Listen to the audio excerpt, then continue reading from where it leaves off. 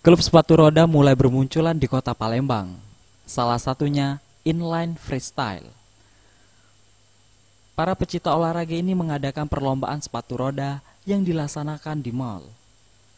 Dengan tujuan menjadi wadah bagi masyarakat untuk menunjukkan bakat dan kemampuan dalam bermain sepatu roda. Dan penggemar sepatu roda kalangan anak-anak hingga dewasa.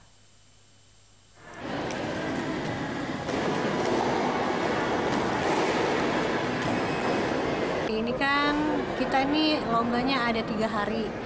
Jadi hari ini anak-anak yang lomba, yang skaternya ialah tes venue. Pesertanya kurang lebih 200 sampai 300 ya.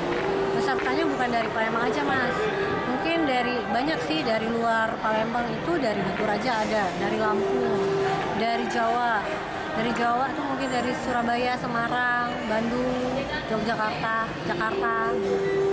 Harapannya semoga sepatu roda ini khususnya untuk inline freestyle ya, kita ini kan freestyle nih, makin maju dan makin banyak menumbuhkan atlet-atlet yang hebat.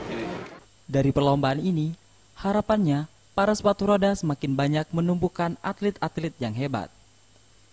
Wiji Imelda, Sriwijaya TV.